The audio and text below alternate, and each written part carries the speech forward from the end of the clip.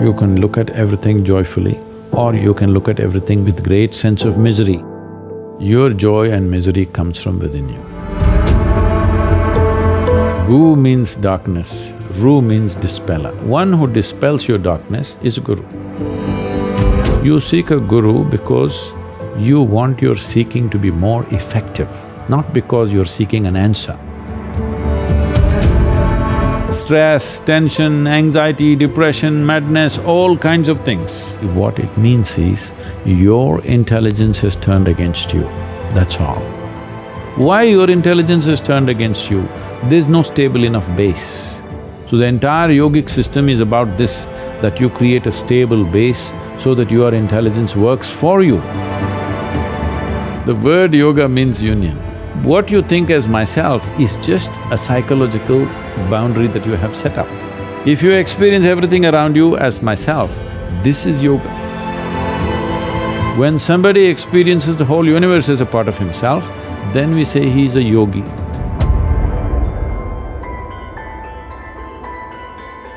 The significance of being human is just this. For all other creatures, how they evolve is fixed by nature. Your evolution is in your hands. If you strive, you can evolve whichever way you want.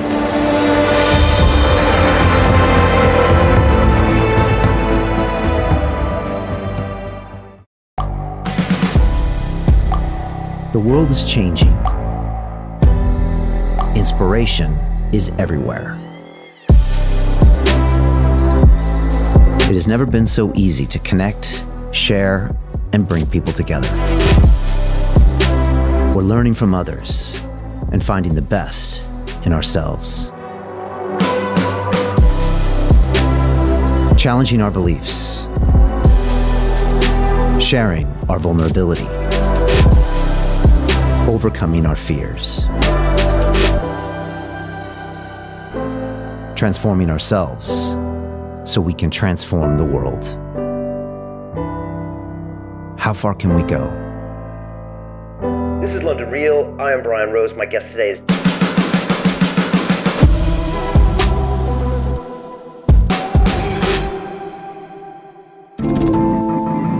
When I first heard the name Sadhguru, to be honest, I was a bit skeptical because every week on the internet these days it seems that a new guru is popping up trying to tell me what to do with my life. But as Sadhguru told me later, guru is a four-letter word and not something that he really subscribes to. He's really here to call us on a lot of our BS and push us to change the ideas that we have about ourselves and about consciousness. And he's got a great book called Inner Engineering, which is complete with stories of his life growing up as a kid who hated school, who rode his motorcycle all over India, until he had a moment where he came to terms with what he was all about, and now he's here to spread the word. And he believes we only have about 10 or 15 years left to save the environment, and it's gonna happen through changing global consciousness, which is exactly what we're trying to do here at London Real through conversations at this scale. And so I know you're gonna enjoy my time with Sadhguru. Listen closely to what he said. He's got funny jokes, but if you practically take his advice, I really believe we can save this world, we can save each other, and make a massive difference. So I leave you with Mr. Sadhguru. This is London Real. I am Brian Rose. My guest today is Sadhguru, the Indian yogi, mystic, visionary, and philanthropist. You've been a keynote speaker at the United Nations and the World Economic Forum and have been named as one of India's 50 most influential people. Your book, Inner Engineering, a New York Times bestseller, details your transformational system for achieving inner fulfillment, and your Isha Foundation, with more than 9 million volunteers worldwide, is dedicated to addressing all aspects of human well-being. Sadhguru, welcome to London Real. Pleasure to have you here. Before we get started, we're sitting at a kind of an English countryside manor. I was wondering, what is your relationship like with London and with England? And when you were a young boy growing up in Mysore, India, what did you ever dream that London would be? Well, we had to inevitably read a lot of English literature. You can imagine I read a lot of Thomas Hardy, so I had a pretty good picture of London, I mean, English countryside. He used to describe it for pages and pages, Yes. right? And you loved that. Sentences ran for 2 pages at a time. He had a photographic mind. Very. You almost had a picture in your mind when you read Hardy.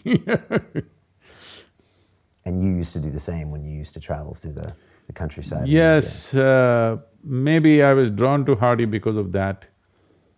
Because even today I don't think in words, I don't have languages in my mind, I think in pictures or videos. So my memory is also like that. I just crisscrossed India, not trying to go anywhere, simply recording the terrain of the land. I still remember every small outcrop, a rock, a twisted tree here and there. This is what lives in my mind. So, I found the terrain, the geometry of the terrain as the most engaging thing for me always. So in that sense, I think some of the English writers became attractive to me because in their minds it looked like they also saw it that way, but they were trying to paint a colorful picture maybe for the readers, but they had… Even in that reading, I only saw the geometry of the land. And when you finally did come to London, do you remember your first thoughts, what it was like? See, for me, one place is not so different from the other, except for the culture and the people and stuff like that. Wherever I am, I enjoy whatever kind of place it is, because see, people are thinking they can enjoy something. No, if you're joyful, everything is a pleasant experience. So is London for me. You've been a busy man the last few years. You've been traveling, speaking in front of universities, doing interviews, because I think you feel that we don't have that much time left, maybe 10, 15, 20 years. Can you talk about what you mean by that? See, as a generation of people, our survival is better organized than ever before. We have ability to communicate like never before. We have comforts and conveniences that nobody had ever imagined, this generation. But also certain things happening. One thing is, there are more people on the planet today thinking for themselves than ever before. Otherwise, a religious book was thinking for them, a priest or a pandit or a mullah was thinking for them, or there was one wise man who was thinking for them. Now, for the first time, a huge, massive number of people are thinking for themselves. Well, you can debate always whether they're thinking right or wrong, all that thing, but at least they're thinking. When I say thinking, what happens to thought process is, see, if two people get into an argument, both the people think the other person is illogical. That means in their mind, there is a certain logical pattern. However illogical somebody may seem to you, in his mind he has his own logical pattern. Once this pattern sets up that there needs to be some logic for you to come to a conclusion of about anything, then many fanciful things that you believe, like your journey to heaven and what is up there and all these things, they start collapsing. If you look at this generation, let's say 2 generations ago, how many people in UK thought they will go to heaven? And today, how many people think they're going to heaven and they're preparing for it? Has come down dramatically. 80% heavens have collapsed in people's minds. Still they don't dare to say that because there is still fear. But in their minds, the aspiration of going to heaven is largely collapsed. So when heavens collapse, what will human beings do? They will try to find it here, which is a very good thing. But if you don't show them any way to find a heaven within themselves, that is when at least 80 to 85% of the population today is on alcohol or some kind of drug happening simply because they are trying to build their own little heaven. Because the other heaven that was promised for a long time has collapsed in their minds. We have come to a place where to grow our food, we need chemicals. To be healthful, we need chemicals. Today, 70% of the population is on prescription medication of some sort. To be peaceful, we need chemicals. To be joyful, we need chemicals. To be ecstatic, of course, you have ecstasy. So we are going towards chemicals in a huge way. The water that you drink is full of chemicals, the air that you breathe is like that, and the food that you eat is like that. So if 90% of humanity goes into chemical consumption, consciously or unconsciously, if they consume a lot of it, the next generation that we produce will be of a lesser quality than who we are. That's a crime against humanity. Has that happened before in history? No, generally always the next generation is better than the previous generation. But today we are coming to a place where we could be producing a next generation which is less than us. Once that happens, we have done something very negative against the fundamental life process. So, this heavens collapsing and it's like a trapeze, you're leaving one trapeze, you need something else, if you don't find it, you'll hang on to anything. So right now, chemical is the net, it's not another trapeze, it's a net that you can fall into and people experience their own little heaven. Well, it ruins you in so many ways. See, anything… this is not a moral issue for me. What I'm saying is, the important thing about life, whether it's a grasshopper out there or you, both of us are striving to be the fullest possible life that we can be. A grasshopper is trying to be a full-fledged grasshopper, a human being is trying to be a full-fledged human being. So suppose you cut off one of grasshopper's legs which is supposed to hop, the hopping leg, if you take it off, have you enhanced its life, I'm asking you? No. No. So similarly for a human being, if you take away any of his faculties in any way, even temporarily, have you enhanced his life? No. So intoxication is just that, it is taking away your faculties for a period of time, but if you continuously do it, it'll take it away for your life. So you're taking away or subjugating your faculties for a little bit of pleasure or maybe a lot of pleasure, however you wish to describe it. But the important thing is you're taking a backward step with life because life can only be enhanced by sharpening and increasing our faculties, not by decreasing our faculties. Our ability to be active physically, mentally, emotionally, spiritually, if this is in any way crippled, this means we are taking a backward step, though there may be pleasure attached to it. So I'm teaching them a way. If you sit here with your eyes closed every day, I'm very proud of this now, there are millions of people, in the morning if they sit with their eyes closed for a few minutes, tears of ecstasy will flow, millions of people across the world.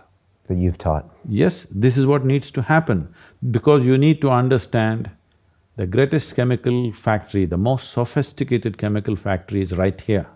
The question is only, are you a great CEO or a lousy CEO? If you are a great manager, you will produce what you want from this. If you are a lousy manager, you do wrong things, you get anxiety, you get something else, you get rubbish going on within you because you are misusing your chemical factory or you don't know how to manage your chemical factory. Just look at my eyes, I'm always stoned. No, never touched a substance, but always stoned. Is this because we have the technology for the chemicals, or are people taking the chemicals a reaction to this anxiety we feel? No, see people, every human being wants his life enhanced. If you don't show them proper ways to enhance, they will find shortcuts. See, a man who goes to the bar and a man who goes to a church or a temple or a whatever, they're seeking the same thing, they're trying to enhance their life, isn't it? If you do not show them a proper way, they will take whatever ways are available on the street, that's all. That's why I'm saying it's not a moral issue for me, it is just that it sets you backward. You want to go forward, but it sets you backward. Besides the chemicals, what else bothers you about the world? Are you worried about climate change, war? Are you worried about AI, mobile devices? Why would I worry about artificial intelligence? I don't know. If they're going to do all my work, I will be glad. And what about global warming? What about some of these other issues of… The environment is a huge issue right now, there's no question. Am I worried about it? No, I have a plan and I'm working to the plan. If everybody works to one plan, because the plan is not made by me or you, our plan is along with the natural contours of life. If all of us have the same plan, we can turn this around. But if you don't do that in the next 15 years' time, if you start now and next 15 years actively across the world, if we do certain simple things to correct, in another 25 to 40 years, there'll be a significant turnaround. But if you leave this for another 25 to 30 years, you go on business as usual and then try to turn it around, it will take 100 to 150 years to turn it around, because that is the kind of threshold we are on. If we cross that, then turning it around becomes a much bigger challenge than the way it is right now. This is a good time to turn it around. Are we gonna make it? Are we gonna turn it around? You're asking for a prediction, I'm telling you I have a plan. Are you committed to the plan? That's a question. Isn't it? Prediction means what? That means we don't have a plan. And how do we get people to do this? Is it about education? Is it about people spending time without the chemicals, spending time with themselves? Is this why you wrote the book, Inner Engineering? See, all those things have to be done, but they are not the solution. They are incremental changes. The important thing that needs to happen in the world is policy changes need to happen in the government level on a global scale. This is what we have achieved in India. For the rivers of India, I did this rally for rivers, which got a phenomenal support from the people. 162 million people participated. This has been the largest movement ever. 162 million people in 1 month's time. So we made a recommendation how rivers should be handled in India. So this has become official recommendation from the federal government now to all the states. So once the policy change happens, budgets will come and everything, the government machinery will start moving in that direction. Well, we've been doing a lot of work, we have changed a few things, many other organizations are doing this, but this is not real solution. Solution will happen only when the fundamental policy in every nation changes towards a more eco-friendly way of doing things. One big mistake that's happened in the world is all these environmentalists are always fighting somebody. These fighting people, nobody wants to be a part of it because they are fighting against the economy. If ecology and economy fights, economy will win hands down. So, one fundamental change that I brought about in Indian mindset is, I said I'm going to marry, I'm going to officiate the marriage of ecology and economy. If our economy is not conducted in an ecologically sensitive way, if you say ecology or economy, well, only economy will happen, ecology will go, totally get destroyed. We will only turn around when some great disaster happens to us. You don't have to wait till then. So it's important that I involved the corporate sector in India and made them understand we are not looking for how to destroy your industry. We are only giving you suggestions how to transform your industry so that you could be serving in a larger way than the way you're serving right now. So this is important. For this policy change is needed, hand-holding is needed and turning around is needed rather than going against somebody. You used to be a businessman. Does that help you talk their language? That's a long time ago. Your father wasn't too happy about the chicken farming, but you did have a background though. Does that help you sometimes navigate things? What or give you an extra edge or understanding business as opposed to never having experience?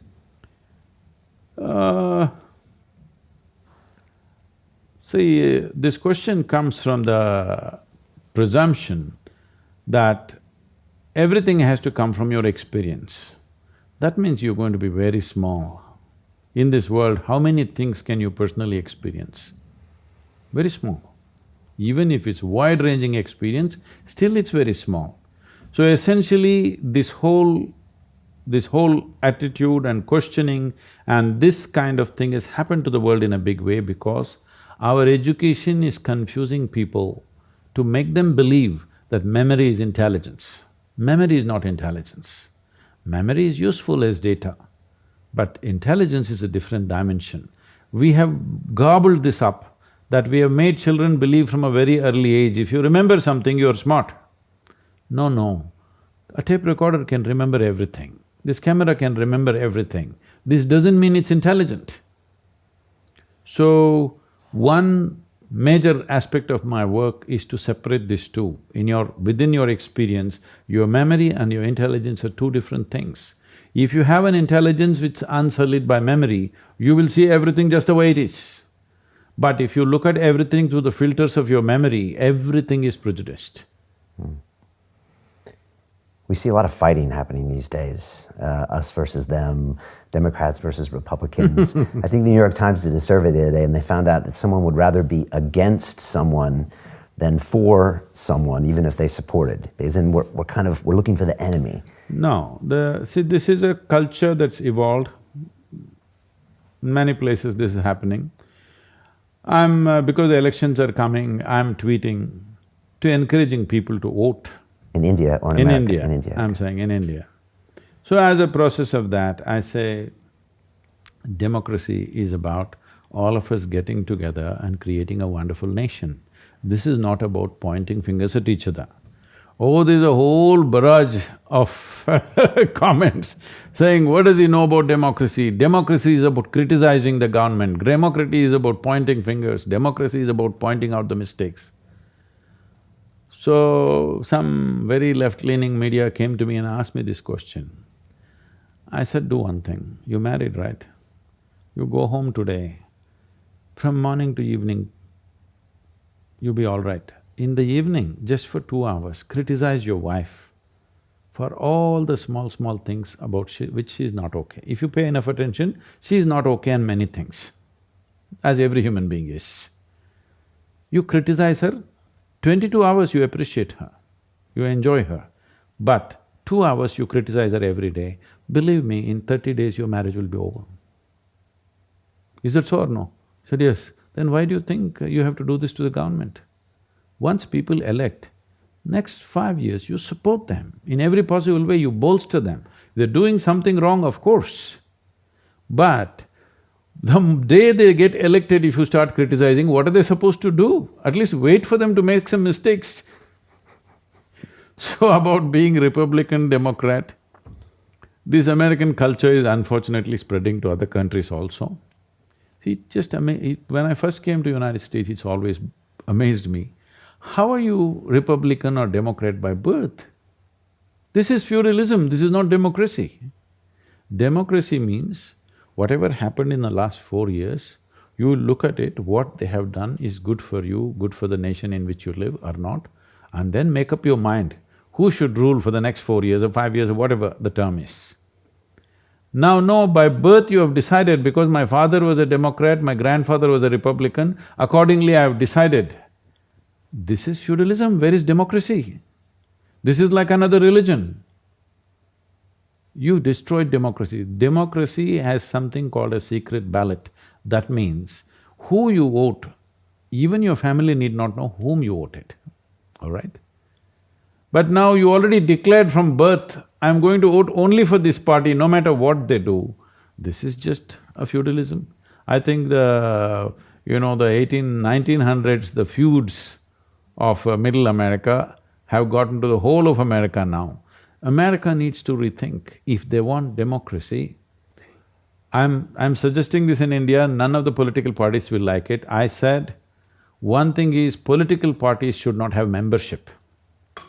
They can have office bearers, whatever number of people they want as people who work for them.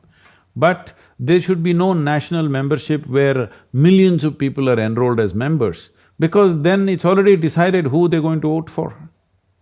It's important at every election, every citizen thinks whether this is good for me and my nation or not. And according to their own intelligence, they will think and they will vote. Otherwise, there's no democratic process. So I'm pitching for this, that political parties must surrender their this should go, that there should be no membership, because you just formed a new religion. Why do you have so much pride and passion in India? I mean, you flew back for 1 day to vote. You're constantly giving back and doing things for this country. I'm doing everywhere in the world, not just to India. Okay, but you do a lot with India too, notably. Because a large part of the work is still in India. Above all, for me, a nation is not a geographical or political entity. For me, nation is the largest segment of humanity you can address. So, India as a nation is 1.3 billion people. If you make some changes, then you're addressing a massive amount of humanity right there. So, I'm looking at every nation as just a segment of humanity, not as a political or geographical borders. That's not important for me. But we have still not found a way where the entire world can embrace each other and become one global entity. That's not yet a reality, it's still far away. That's not Twitter. That's not Twitter and social media, not yet. That is okay, but in terms of administration, in terms of goals, see, even now, European Union, you're having a Brexit, all right? People find their own reasons as to why they cannot be together. So, world is still not in that place where they can embrace each other and live as one. So, right now, how do you address the well-being of human beings? Nation is the largest piece that you can address. You get to speak to a lot of young people in their 20s. You become very popular. You're kind of the uncle they never had, the grandpa they never had. What do you see in our young people today? What do you see them struggling with, and do you see hope? Do you see confusion? See, the problem with every generation is the previous generation thinks the next generation is all confused. Always been the case, right? It's not true. It is just that the older generation is not able to come to terms with the new possibilities that the next generation is exhibiting. But one concern is physically, mentally, the next generation, the generation that's coming up now, seems to be much weaker than the previous generations, especially physical strength, I'm saying, because I'm not talking about you being a muscle man or something, but this is weakening of the species, which is dangerous over a period of time. Maybe after some time only 2 thumbs will be living because the only thing they do is text. They may be having big thumbs, but nothing else growing in them. So I feel the youth of today should get little more in terms of physical activity, little more into nature, maybe climb a mountain, maybe swim in the lake. Swimming, everything has become super safe, especially in United States. You can only swim in the pool. Nobody can jump into your pond and swim. You'll get arrested by the local cop. The sheriff will come and pick you up if you swim. When did this happen? How will a young person gain strength, courage, learn to handle many things if you don't do something little unpredictable? Everything is a set track. This is not good. I'll just tell you an example. This was when I came first to United States. We're doing program after program. I do one program, finish this, and overnight we drive, and next day morning I'm doing another program. So I'm driving across United States. So around 2 a.m., we are starved, we've not eaten anything, we've been driving. So no place, then I see one Burger King. Then we walk into this place and then we ask what they have. All their burgers have meat and whatever else. I said, no. Then I said, you do one thing, you just give me the buns. You keep the meat. He said, what am I supposed to do with that? I said, it doesn't matter, you can give it to somebody or you can eat it yourself. Because you anyway eat it, I'm not going to eat it. So why should I take it and throw it? He was so confused, I couldn't believe this. He was so confused, he's refusing to give me the buns. I said, I'm going to pay for the whole thing. Whatever the burger cost, I'm paying for this, just give me the buns, you keep the meat. He was confused for a few minutes. What am I supposed to do with this piece of meat? I say, you eat it, give it to somebody will appreciate it if you put double meat and give it to them. I said, no, and he picked it up and threw it into the trash can and gave me 2 buns. It's so single-track mind. Why should you do that? In India means if I told somebody, I don't want what is in between, he would just take it and eat it and give me the buns. And do you think people these days are missing that relationship with their own body? I would say… Because that was a big part of your evolution, wasn't it? This whole thing about how our education systems are set are making it all logically correct, and in terms of life it's all wrong.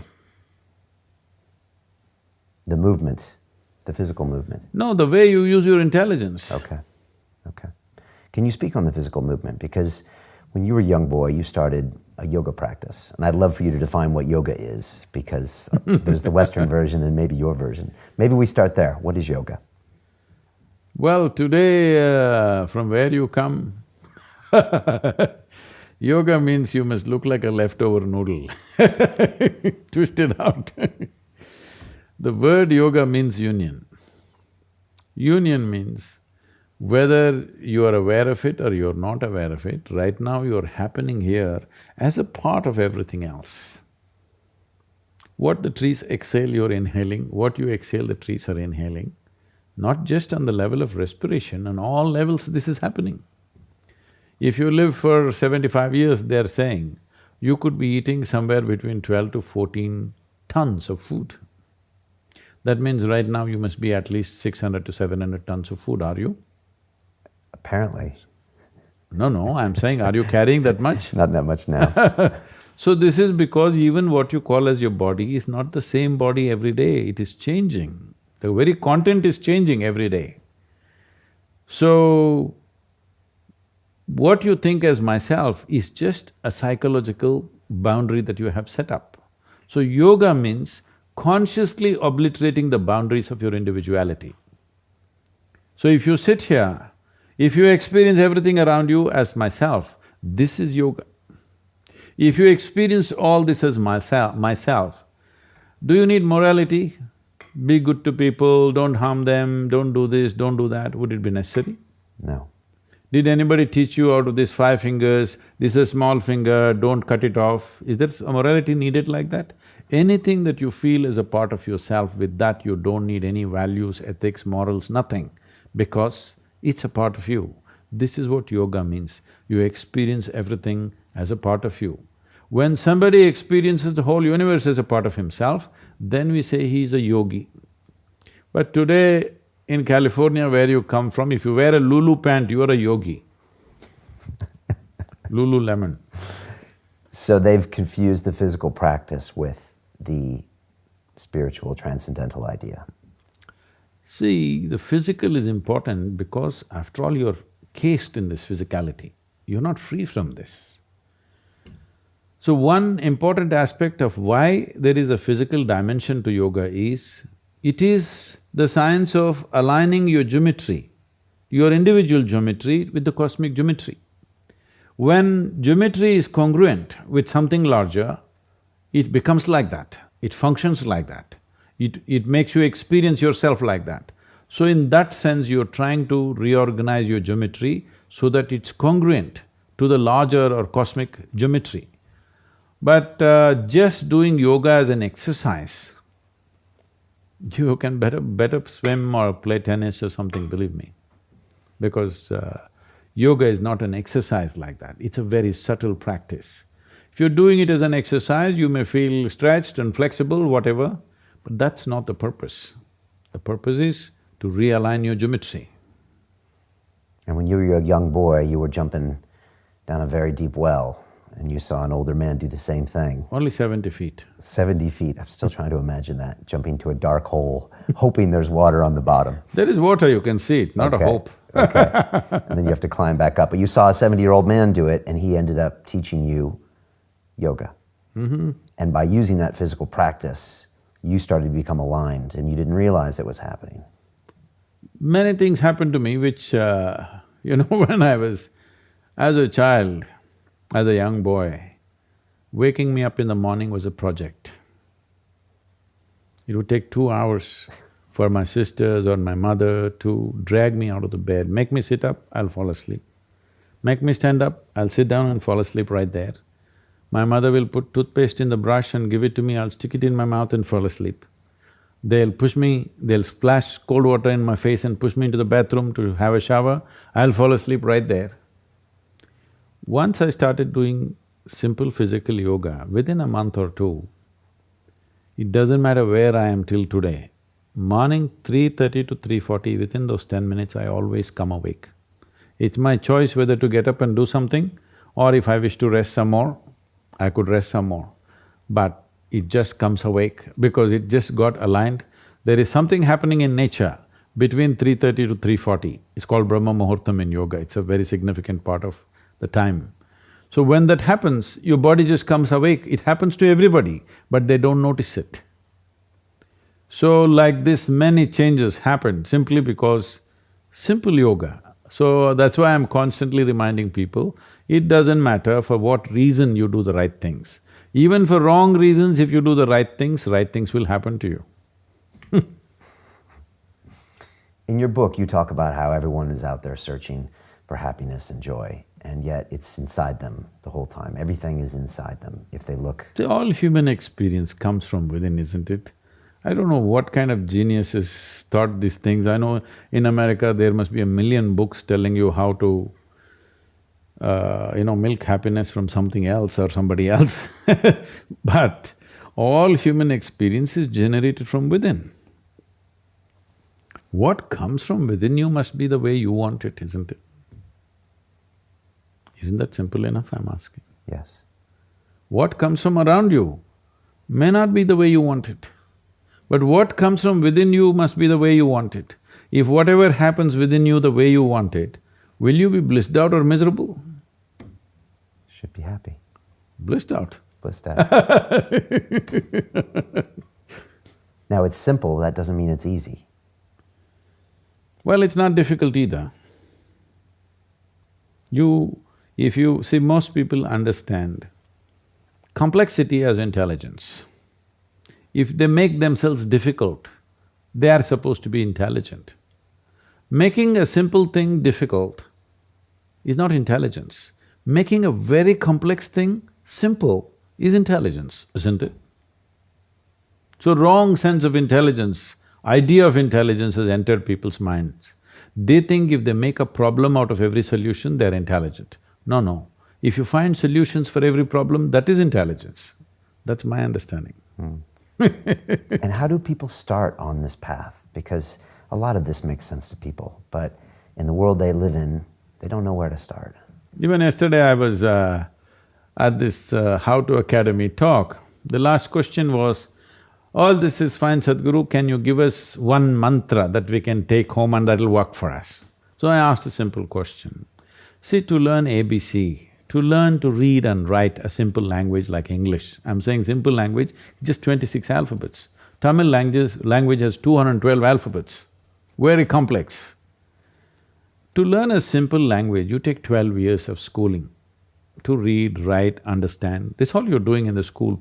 You may be reading a science book, but you don't know any damn science by reading a high school textbook, all right? So, for this you're taking 12 years. To transform your life, you want to do it in 2 minutes. So is that what your life is worth? So if your life is worthwhile, is it not important that you invest a certain amount of time and energy rather than looking for this stupid stuff of one mantra with which I will transform my life? It will not happen like that. That's the reason why most people have remained the way they have remained, because they've not invested in their well-being. So it's a serious long-term investment. It is not long-term. I would say, if I ask you, is your life worthwhile enough to invest 30 to 32 hours of focused time to bring some basic transformation within you? If I teach you a way where you can manage your chemistry the way you want, but we need 32 hours of focused time, do you think your life is valuable enough for that much investment, I'm asking? Yes. Then you must invest, that's what is called in an engineering program. It's 32 hours of focused time. We can format it in different ways, but that much investment has to go in. You want a 2-minute mantra, this is like this. It once happened, Shankaran Pillai had a serious spinal issue. So he went to the doctor. Doctor took an X-ray and told him, see, you need a surgery and it costs you 50,000 rupees. You can convert that into pounds if you wish. And you need 6 weeks of bed rest. Shankaran Pillai said, don't you know I'm a busy man, I'm a television anchor I can't take 6 weeks break, nor do I have 50,000. I'll give you 100 rupees, what can you do? The doctor took the X-ray, toyed with it for some time and said, well, I can fix the X-ray for you.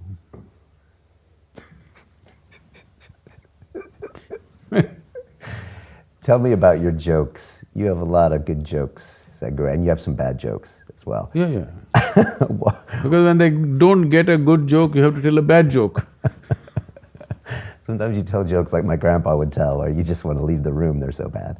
But they always have a point. Have you always used humor? Because there's a lot of it in the book. Well, I don't know what's a bad joke. For me, it's not a joke, it's just another device to make them see something. Because most people cannot even laugh simply out of sheer joy, you have to tickle them. Even if you tickle them in that, they're judging what's a good joke and a bad joke and getting angry about some joke that they don't like because they think it was attacked, something that they believe in, that they're identified with. It is just a device. It's just a device to make a point. Because if the same thing is told to you in utmost seriousness, you will make a dogma out of it, which is very dangerous. The idea is, see, people are always looking, in the end, people who ask, all this is fine, but what's the takeaway? They want a commandment. We are talking about consciousness. Commandments won't fly. Commandments means you're trying to fix your life. Consciousness means you want to liberate your life. My intention is you must liberate your life. People come and say, Sadhguru, please teach us how to control my mind. Say, you want your mind controlled or liberated? Oh, yes, liberated, but how to control? Because they think that intelligence is a serious problem and it's been in their lives. So what is the solution? If you remove a part of your brain, you will be fine. You're essentially complaining, I wish I had the brain of an earthworm, this human brain I am not able to handle. Yes, that is a fact. See, according to Charles Darwin, he's an Englishman, okay? It's not me. Charles Darwin said that you evolved out of a monkey. You were a monkey, then you became a man. Some of the neuroscientists today are studying, genetic scientists are saying this, that the difference, the DNA difference between a chimpanzee and you is only 1.23%. So in that sense, physiologically you're only 1.23% away from a chimpanzee. Not a big difference, isn't it? A shade. It's just a shade of difference. But in terms of intelligence and awareness, you are worlds apart from a chimpanzee. So your problem is just this, you have an intelligence for which you don't have a stable enough platform, and that's why yoga. To create a stable platform so that your intelligence works for you. Right now, you may call it so many things, so many exotic names have come up, stress, tension, anxiety, depression, madness, all kinds of things. All this essentially what it means is, your intelligence has turned against you, that's all. You can give any number of reasons, but essentially, your intelligence has turned against you. If your intelligence was working for you, would you create blissfulness or misery? Bliss. This is all. Why your intelligence has turned against you? There's no stable enough base. So the entire yogic system is about this, that you create a stable base so that your intelligence works for you. If your intelligence turns against you, no power in the universe is going to save you, you are a done thing. You talk in the book about thoughts, we're obsessed with thoughts in this world, and I'm thinking this and I'm thinking that. In the book you talk about… You must understand, when I say I'm thinking this, another word, another way of saying it is, I'm making up this, I'm making up that. You can make up whatever you want, as long as you enjoy it. But that can be dangerous, always trying to think of the solution, always trying to be your thoughts. See, if you become what you make up, unfortunate, isn't it? Yeah. Your thoughts belong to you or you belong to the thoughts, you must make up your mind. They can be dangerous, those thoughts. They're not dangerous, they're fantastic. Only thing is, fantastic things mishandled can kill you. A car can kill you, isn't it? It's a wonderful thing, an automobile. It's made our lives. If you handle it irresponsibly, it kills you. Every possibility is like this. Every possibility, if you do not harness it, it becomes a problem. So the same goes for your cerebral capability. If you do not harness it, it's a serious problem. It's taking away 80% of the human beings are simply suffering. They don't need any outside help. They're on self-help. You mentioned the word responsible there. You mentioned it in the book. What does that mean, that word, responsible? See, suppose somebody is here, lying down. If I call him, he doesn't respond. If I shake him, he doesn't respond. If I poke him, he doesn't respond. What do you think of him? He's dead. He's dead. So death means you have lost all ability to respond. So what does life mean to you? Your ability to respond. So now you make up your mind, how alive you want to be. 50% will do? Huh? If you're 100% alive, it's fantastic to be alive. If you're dead, it's good, at least for others, I'm saying. But if you're half alive, it's torture, isn't it? So whether I keep you half alive or you keep yourself half alive, whichever way it's torture, isn't it? If I do it, I'm inflicting the torture on you. If you do it to yourself, it's self-torture. But whether I do it or you do it, it still is torture. He's dead. He's dead. So tell me, for most of the people, how many people in this world are being tortured by somebody else? Most. Really? In their minds. No, they're being tortured by themselves. Right. How many are actually physically being tortured by somebody else? Unfortunately, it happens to a few people, all right? It may be a certain number of people, but definitely not 80% of the population. 80% of the population are experts in self-torture.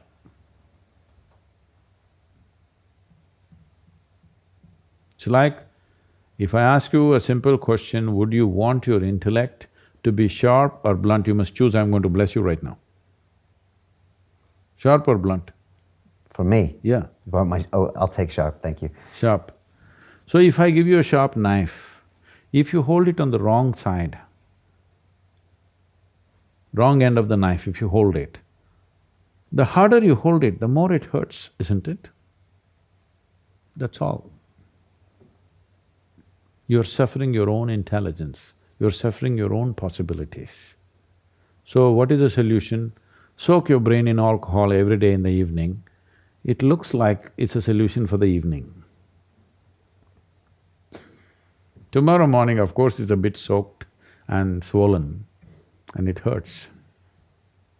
And this is going to get worse, this problem. You said in India drinking has gone up Oh, thousands of percent. tremendously. Because it's available now, economic means, No, it's normal. not only that, culturally, everybody is trying to be Western. They're all trying to be Englishmen. They learn the language later, but right now they've adopted the evening drink. Otherwise, in our homes, when we are growing up, if anybody says in that family people drink, nobody will give their girls to them. Nobody will marry from their family because in that family men drink. This is how it used to be 40, 50 years ago. Today, if you don't serve a drink, nobody will come to your wedding. That's the change that's happened. How do you fight against that? Huh? You can't fight it. That's why I'm giving them something which is much more than any drink or drug. You close your eyes, you're blissed out. Why would you go for a lower drug? I've had experiences where I No, felt… no, don't tell me what all you had Oh. in California. Oh no, not in California. I know that you don't think alcohol is good and cannabis is good and some of these drugs are not good for your system, right? Even though there's receptors, they were meant for your own generation inside your body. Is that right? But I have had moments when I have transcended my body and done many things you talk about in your books, where I do feel connected to the universe and I feel like I do see what everything is all about and everything you say makes sense. But they usually happen when I'm having a psychedelic experience. But it definitely happens. And without that, I probably would not understand what you're talking about, Sadhguru. But because of that, I actually can see that you are speaking the truth. No, without that, you would have understood that you don't understand what I'm talking. With that, now you think you understand. No. Recently when I was in the universities in India, so there also there's a bunch of students, young people saying, let's make marijuana legal. I said, no problem, let's do it. But let me ask you a simple question. Suppose you want to fly and the pilot is smoked up. It's called smoking up. Just smoking is tobacco, smoking up is spiced. So your pilot is smoked up. Would you like to fly with him? No. You want to go through a surgery. Your surgeon is smoked up. Would you like the surgery? No, 100%. Then how come you think you can be a good student in the college smoked up? How come? You clearly understand your faculties are lowered, right? Yes or no? Yes. So lowering human faculties, if you think it's a virtue, please go ahead. But sometimes it gives me a glimpse, Sadhguru, into something I'm missing. Yes, it does. I will tell you, you're just walking on the street, suppose we kind of club you on the head, it'll just give you… it'll make you see stars, you know? Okay. You saw the stars. But is that the way? So I should do the work and find the way Yes. within myself. You and must not take use that. charge of this chemical factory, which is the finest chemical factory on the planet. Believe me, it is. And you can access all those chemicals yourself Oh yes, and put them in the receptors they were meant to go to. you don't have to do that, the mechanism will take care of that. You start off the book with a four-letter word. Can you talk about that four-letter word and what it means to people? Well, the word guru means… gu means darkness, ru means dispeller. One who dispels your darkness is a guru. That means you walked in, this light, this LED light is your guru because it dispelled your darkness. Physically, right now you can see things the way they are because there is light. So, other dimensions of life for which you can't turn on a torchlight or a tube light or a LED light, there you need different kind of light. For subjective dimensions of your life, where you can't put on an outside light, you need some kind of light. So whatever opens up that dimension for you, that's your guru. Why is that a four-letter word? Because it's four letters. You know, lately on the internet, I seem to see a lot of gurus popping up from different places. And sometimes I don't know if they're gonna dispel me from the darkness.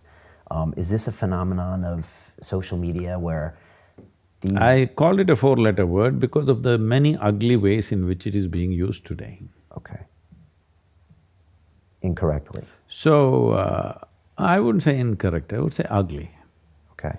See, you don't… Now the question that you're asking is, how do I know somebody is really a guru or somebody is just going to take me into more darkness? The simple thing is this, you never believe what people say. Just look at them, how they are. Has it worked for the guy who's talking about it? If you think it's worked for him, please listen to him.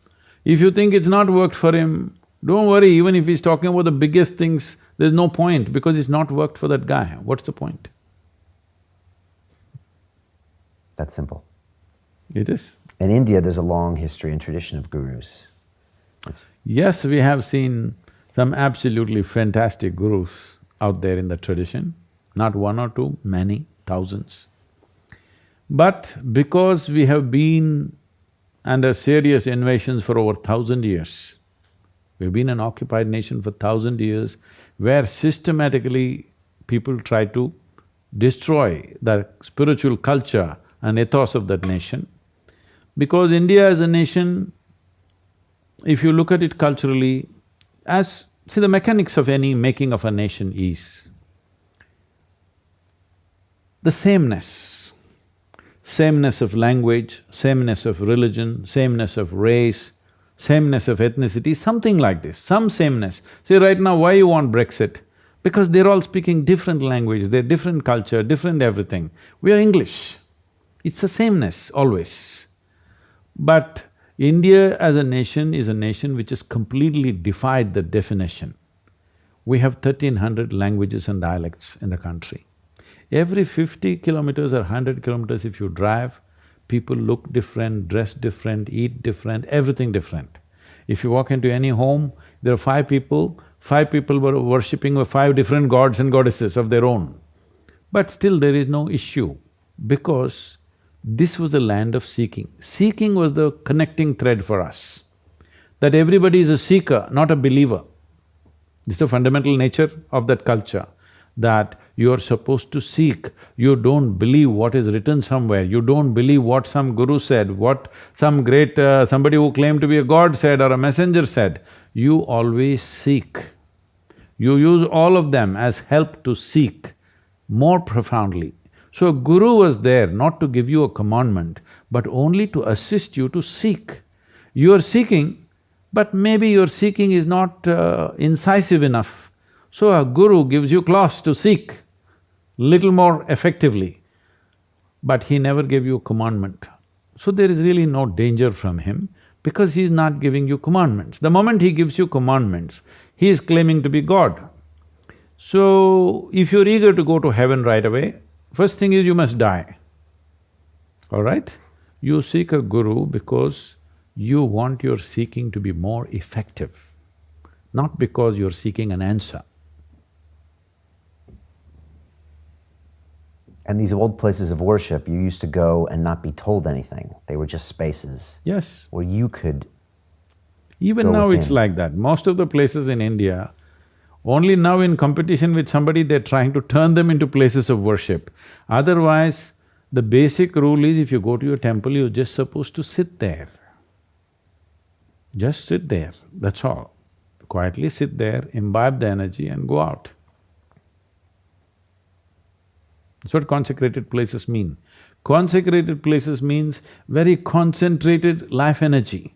See, essentially life and death means like this in yoga. This same energy, if it is very dynamic, we call this life. If it attains a certain level of inertia, then we say it's death. It's the same stuff. Life and death is the same stuff. In a dynamic state, we call it life. In a state of inertia, we call it death. So the whole purpose of various practices that you do is, how dynamic can you get it so that your seeking becomes effective? If it's not dynamic, your seeking will not be effective. Every time you make a conclusion, every time you believe something, in some way you bring inertia into your life and to your intelligence. So, a guru is not there to give you commandments. A guru is there to constantly crank you up and crank you up and crank you up, so that you are dynamic in every aspect of your life. Without dynamism, you will not taste life. Dynamism need not necessarily mean you're doing 1,000 things in the world, not necessarily like that. If you sit here, this life is in its highest dynamic nature. It has to be like this, only then it will know the full depth and dimension of what this life is about. If it gathers inertia, either because of the drug or the drink, or just the way you're structuring your mind with belief systems and dogmas, it becomes static or inertia gathers, then you're creating death. When you're alive, if you have to practice death, which is what most people are practicing, if you just go and see outside, most people are driving their dream cars. But look at them, it looks like they're going to their own funeral, if you look at the expression on their face. Why? Are they practicing the last pose of their life? They're not driving their dream car with great joy. Does that make you sad when you see so many people unhappy? There was a time I cried for it, but these days I laugh. Well, that's sadistic, isn't it? But you see it, I mean, people into their phones and people unhappy and people angry at each other, and yet we're at this time in our life where we have, you know, the connection to so many resources and knowledge. How do you manage that in your brain, just to see those two things? See, that is the most fundamental aspect. That is following success secrets are only available inside the London Real Tribe, where you get exclusive access and insights from our high-performance guests on wealth creation, productivity, leadership, morning routines, health, and well-being. To join our tribe community, go to londonreal.tv/tribe. Now, let's continue with the show. And what do you say about people that complain? Well, they can complain as much as they want. All they're doing is see, all this is happening because people are not conscious that they're mortal. They think other people die. They don't know consciously that I will die. As I sit here, my clock is ticking away. What is ticking away is not the clock, life is just ticking away. As you sat here, both of us are 30 minutes closer to our grave, yes? Yes. If you're conscious of this, you would manage your life in the best possible way. You think you have eternal amount of time, so you have time for all kinds of rubbish. There are only two aspects to life. It's a certain amount of time and a certain amount of energy. Time is rolling away for all of us the same way. There's no choice about this. It's just going. But you can manage your energy.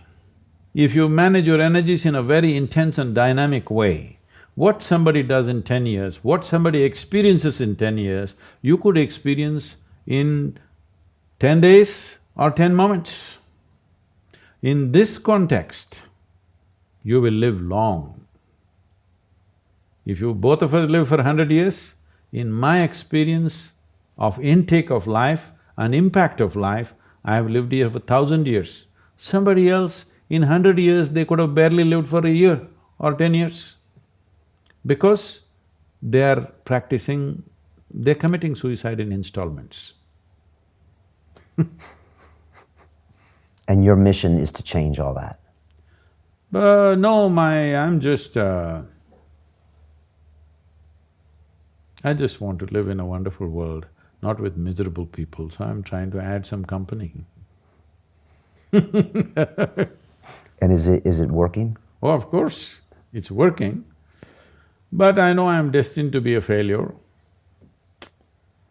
because,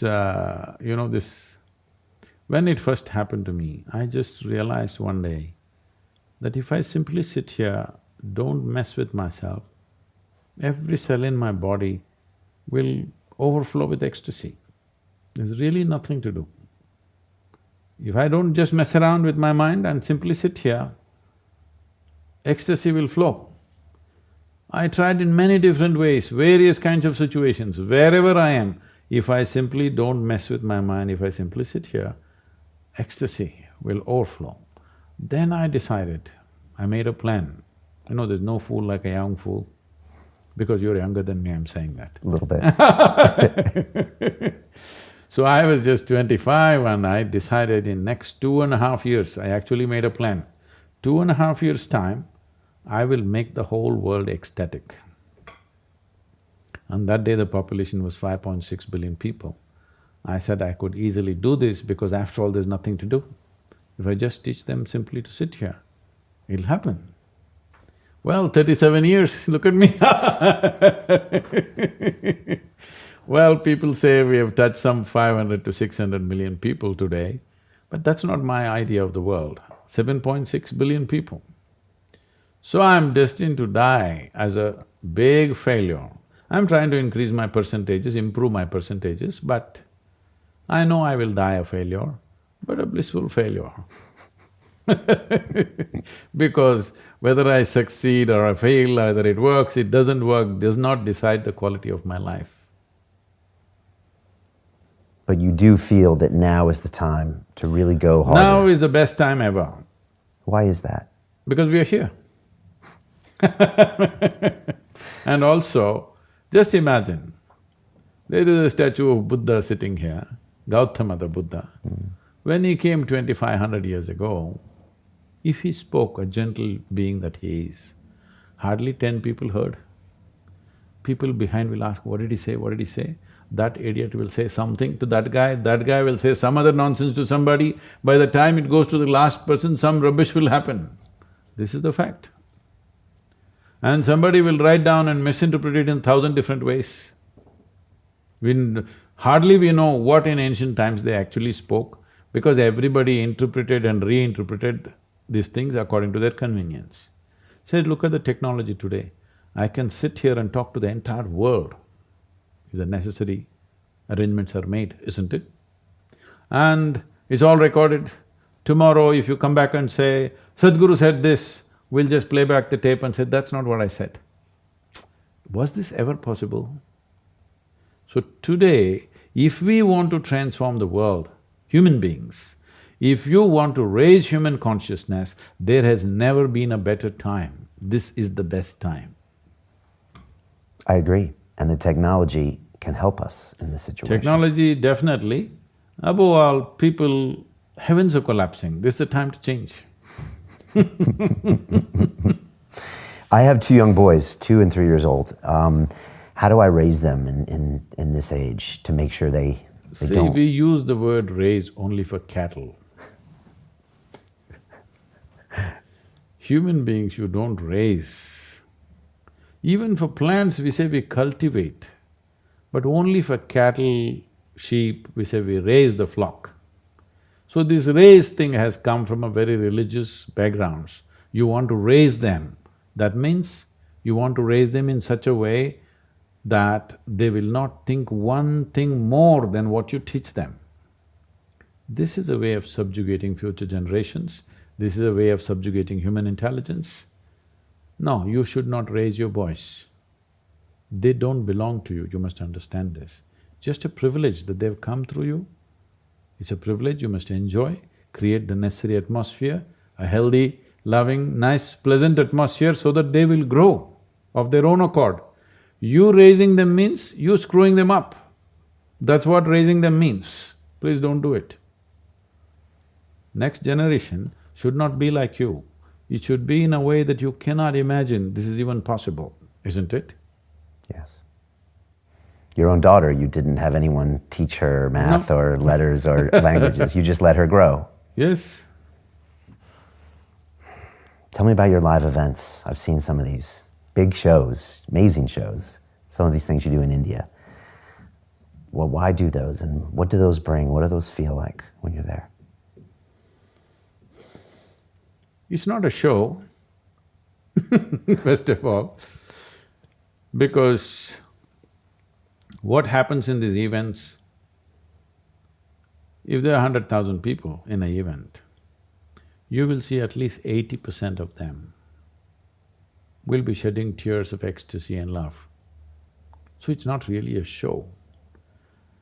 There is no promise of heaven, all right? There is no miracle. There is no enemy. Why I'm saying this is, without creating an enemy, you can't gather people and get them focused somewhere usually. All movements in the world if you see, they will create an enemy first. All our problems, this guy is the source. Now you can get all of these people, boom, against him. The fundamental of the movement is that there is only one enemy, that's yourself. If you fix this one guy, everything is fine in this world actually, isn't it? That's true, right? Yes. So never before a hardcore spiritual process like this has become such a massive movement. This is unique that today, if we do the annual event in February or March, over 1 million people gather, over 100 television channels are transmitting this live. That means I don't know how many millions of people are watching it on the television, and on the webcast, on the YouTube, all this stuff. Why I'm saying this is only possible now. Gautama spent 40 years of his enlightened life traveling from village to village, town to town, talking to small groups of people, large groups of people, all kinds of people. I'm sure what he said was misinterpreted in 1 million different ways. Even today, though it is so crystal clear, what I'm saying is so simple, you ask 10 people will say 10 different things. So we have to keep on saying the same thing in many different ways so that misinterpretation is minimized to the minimal. But in misinterpretation is difficult with me because most of the people don't even know what I'm talking about. because they are all looking for a takeaway. What is the takeaway? There's nothing takeaway. I will not give you any takeaway. If I give you takeaway, what will you do? You will carry it on your head or you will reject it. One of these things you will do. Both are no good. If you believe what I say, you will not get anywhere. If you disbelieve what I say, you will not get anywhere. Only if you exercise your own consciousness, you will get somewhere. So the entire thing is just a device.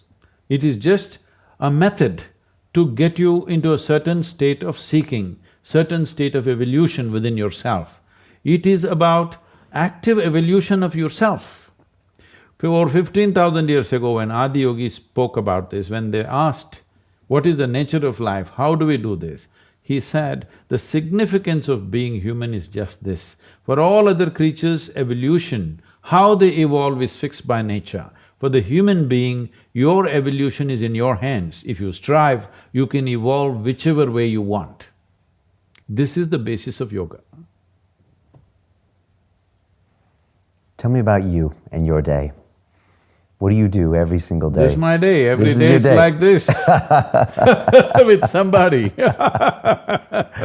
Do you wake up early? Do you still practice a physical yoga? What is your day like that is always non-negotiable for you? Everything is negotiable except the way I am.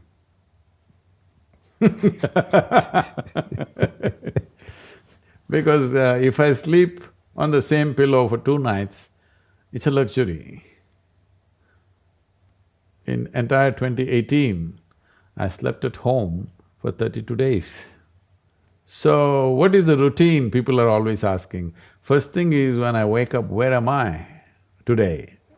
That's the thing. So, there is no routine for me. I just take 20 seconds to organize my energies, that it's ready for the day. 20 seconds.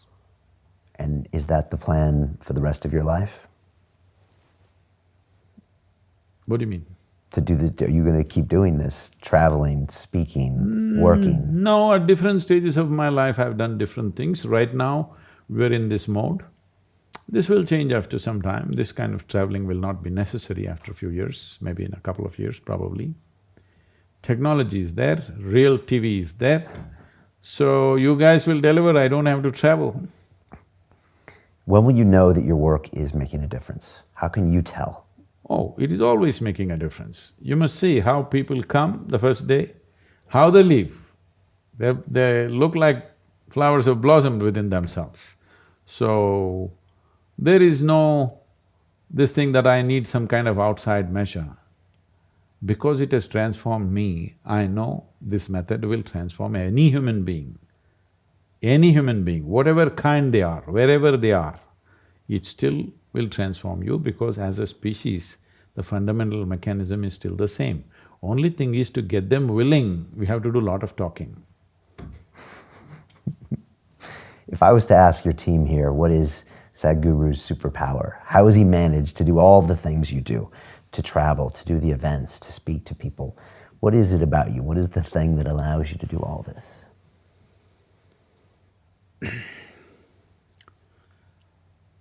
Because I'm not a product of my memory.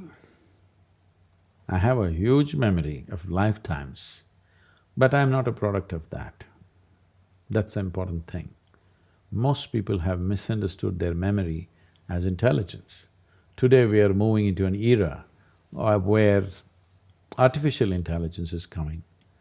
I'm being it's ridiculous thing is, I am being invited to speak in these conferences where there's debate about artificial intelligence. So I asked them, why are you asking me to come? I am a natural intelligence, why are you asking me to speak in artificial intelligence? They said, no, the problem is, what will we do? We will lose our jobs. I said, I'm glad you guys will lose your jobs. Because the only stupid thing you have done is you read a book 5 years ahead of me and you think you're a superhuman? And you're acting funny in front of children that you know better than them? Just because you read a stupid book ahead of them, right? This will mean nothing in the next 5–10 years. Your scholarship, your PhD will mean nothing. My phone can do 10 PhDs in a day. It has that much information. So, you acting up holding a certain bank of memory and acting up like you're super smart, these days are over. There was a time, if you had big muscle, you really acted like a big man. Today, if you have big muscle, maybe we'll keep you outside at the gate as a security man. You're not the boss here because of your muscles, isn't it? The same thing will happen to your intellect. Simply because you have big memory, you are not going to be of any great significance because the machines will do better than you. This happened to all the muscle men about 50, 100 years ago. Yes, the machines came and took away the power of your muscle. Now machines are coming which will take away the power of your memory. This is fantastic time. Now in future, the only thing that matters is what kind of a human being are you? I want you to emphasize the being, because you're the only one who has the privilege of being called a being. We don't call a tiger being, a lion being, an elephant being, or a grasshopper being, only you. We refer to you as a human being because you're supposed to know how to be.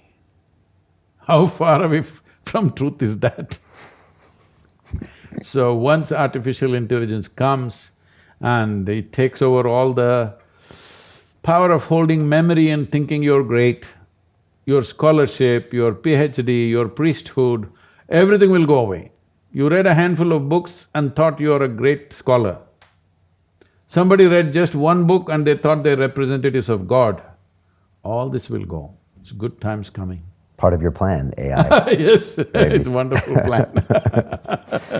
Sadhguru, what scares you? Huh? What scares you? Nothing has till now. Anything in life? My father always, was very worried. He would always say, there is no fear in this boy's heart. What will happen to him? I heard this many times through my childhood. One day when I was around 11 years of age, I caught a big cobra and came home. And he said, this boy has no fear in his heart, what will happen to him? I asked him, when did fear become a virtue? He said, see, I told you he has no fear in his heart. Why is fear a virtue? Religions of the world have put fear into you about everything, about life and death, isn't it?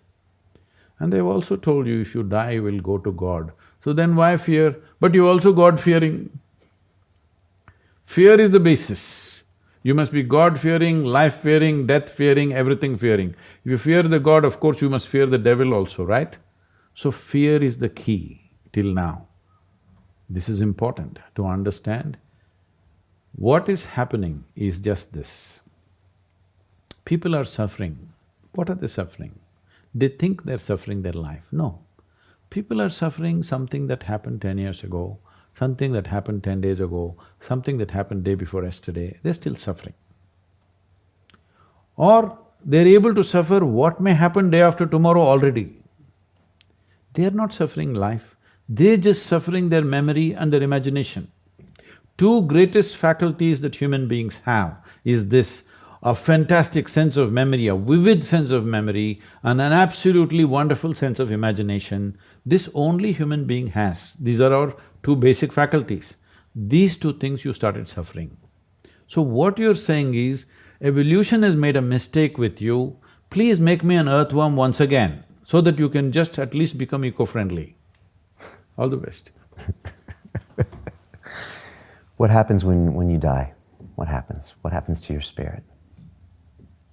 You're asking me or you? Yeah, what will happen to you? Huh? What will happen to you? No, I have a clear plan about that.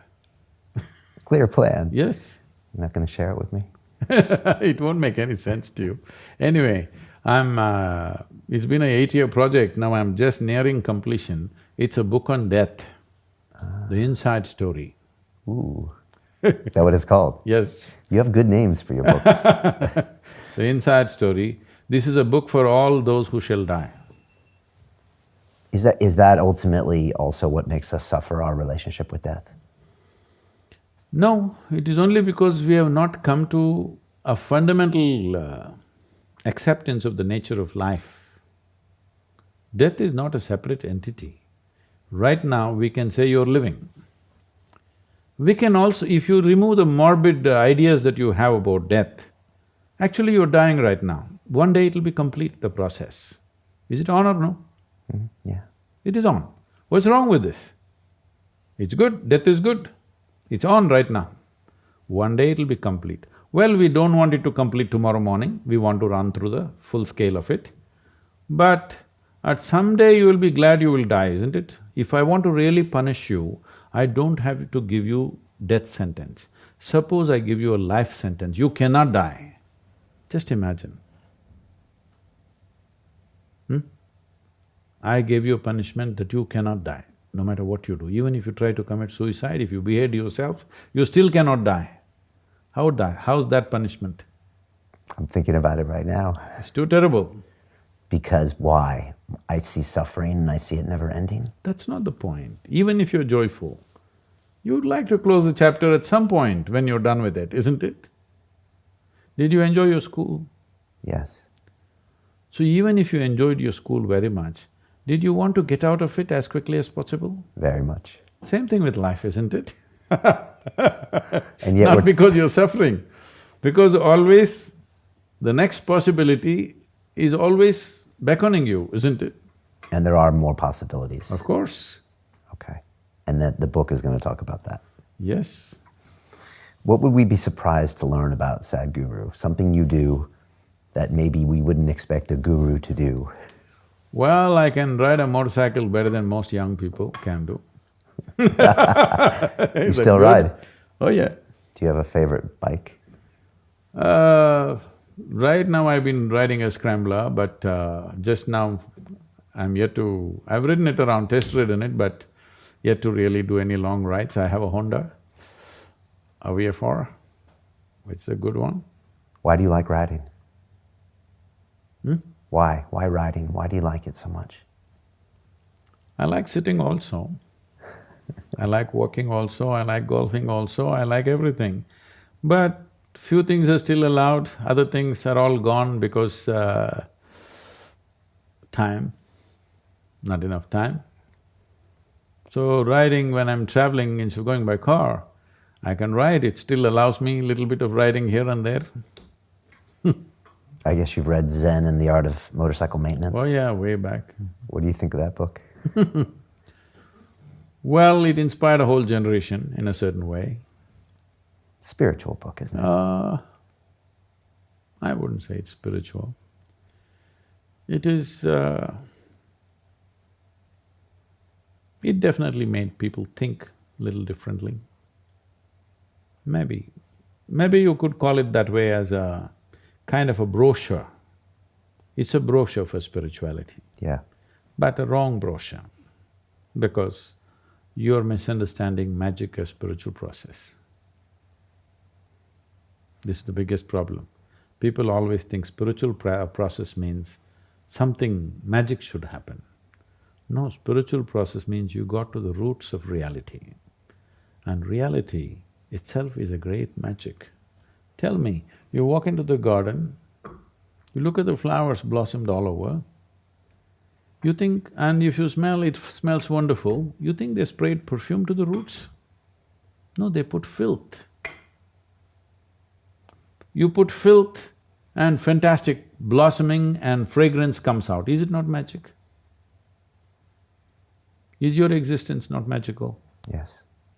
In the middle of nowhere, you don't know where this cosmos begins, where it ends. In the middle of nowhere, in this tiny blob of mud, which you call as planet Earth, you and me sitting here on a round planet which damn thing is spinning, and we're talking all this, is this not magic? Hello? Yes. You want something more magical, I'm asking you? The only problem is, this blob of earth, tomorrow morning if it evaporates, nobody will know in the universe. I'm telling all of everybody, including the religious people, who think they are the center of the universe, all right? I'm saying our existence here is so insignificant little thing. This solar system itself is a speck. In that planet Earth is a microspeck. In that London is a super microspeck. In that you're a big man. This is a terrible problem. What keeps you awake at night? Huh? What keeps you awake at night? Anything? Life, I just stay awake most of the time. You do? Yeah. Thinking about life. No, Being, just living. Living. Just being alive. This is the most fantastic thing, that you're alive right now, isn't it? Hello? Yes. Not thinking. Thinking is a very minor thing. Unfortunately, in this part of the world, people have made human thought bigger than the cosmos. Your thought has become more significant than the universe. This is a tragedy. Your thought is just a recycling of the data that you already have. Nothing new can happen there. You can just recycle your garbage as much as you want. Same things in different forms of permutations and combinations will come. But can you think of something absolutely new, other than what's in your memory? I guess not. You cannot. So stop trying. No, what is there to try? See, if you have an iPad, whatever you've loaded into it, that you can get it out in many different formats. As they improve the models, more and more intelligence goes into it, it will give you many more combinations. But can it produce something which is not there in it? Is it possible? No. This also the same thing, your intellect is like this, it's ruled by your memory. What kind of memories you have, that it brings out. Just because most of the memory that you carry, you're not conscious of, it looks like fantastic things are coming out. Nothing fantastic is coming out. What you have gathered is what is coming out. But in many formats, of course. I'm not saying it's useless, I'm just saying it's a limited possibility. Sadhguru, I have a couple final questions. If I was Final question is one, not couple. How is that? If I were to give you a magic phone and you could call up the 20-year-old Sadhguru and give that young man a bit of advice, knowing everything you know now, what would you tell him? Well, 20-year-old Sadhguru didn't have a phone to receive. Let's say he did. What would you tell him? What would I tell him? What would you tell him? He hadn't gone up the mountain yet. Just don't talk to a Sadhguru. That's what you'd tell him? Yeah. Don't talk to you. Yes, because I am who I am because I never identified myself with anything. Whether family, society, religion, politics, whatever was happening around me, I was involved with everything, but never really identified with anything. There were many things happening around me. I was participating in everything, but never identified with it. So if a Sadhguru came too early, I would have kept him away too. So 20 years when I am 20, Sadhguru was too early for me. Today I'm seeing 12, 15-year-old boys are coming to me with great involvement, they are fortunate people. But I was not like that. At 20, if Sadhguru came, I would have ignored him. So I'm glad he didn't come at 20. Okay. On that same note, best advice you've ever received? Huh? What was the best advice you've ever received in your Best? life? Advice. Me? Yeah. Or did you listen to any advice? I never received any advice, nor have ever given advice to anybody. Okay. This is a rule. Okay. No advice taken, no advice given. You could suggest and explore things here and there, that's it. This may sound arrogant, but this is not coming from arrogance. This is coming from a very early childhood. I have a billion questions floating around my head, like a huge cloud, always, day in and day out. Questions and questions and questions. Not the way people suffer questions here in this part of the world, they suffer these questions. For me, questions were invigorating process. Every new question that I could create was always made me more alive and crazy, more confused but more alive, because I did not draw conclusions. So advice was not even something I was looking for. I was looking for answers, for solutions, which never came from anybody. Everybody had something to say that they have read somewhere, they heard somewhere. Nobody ever told me something that's absolutely fantastic and real within themselves. They're all talking something they picked up from somewhere. This whole world, Unfortunately, this influence has come, everybody is talking about their role model. People ask me, Sadhguru, who was your role model? I tell them, no, I never rolled with the models. Because this is a unique life. This… all you have to do is create an ambience where this life will flourish. This need not listen to anybody. Nobody needs to listen to me either, as an advice. But as a device they must, because they don't have… they have not generated their own devices to grow. If you had limitless amount of time, even devices you need not take from me, because slowly your intelligence would evolve that by yourself. But you don't have limitless time, you have limited amount of time. Because of that, you must borrow my devices. You should not take advice from me. Anyway, I will not give you any to disappoint you. But they can borrow your devices. Of course they should, because time is limited. And so finally, to that 20-year-old that is watching us, that's listening to us out there, we're not going to give them a mantra, and you're not going to give them a next action step. No, no. But what can they do? They can do one thing. If you're a 20-year-old, just here, I'm just thinking this up right here. If you're a 20-year-old and if you tell me that you're really committed, I will offer the program free for you. What normally costs $150 or whatever, 150 pounds or whatever. If you're 20 or below and you're really committed that you will go through it in a interested way, in a focused and involved way, I will offer the free program free for you. Absolutely free. Why do that? Why? Because you're 20. Because you're the future of this world, that's why. Okay. Sadhguru, I very much appreciate the time today. We've been waiting to do this for quite a while, and I'm a big fan of what you do, of your books, of your thought process and everything. So I hope to come to maybe one of your events in the future. You must come to India. You must come and see the yoga center, how it is. Yeah? I've never been to India. It's a fantastic tool, meticulously created for self-transformation. Doesn't subscribe to any particular philosophy, ideology or belief, it's just an instrument for transformation. I'm going to take you up on that. All right. Wish you well. Thank you, sir.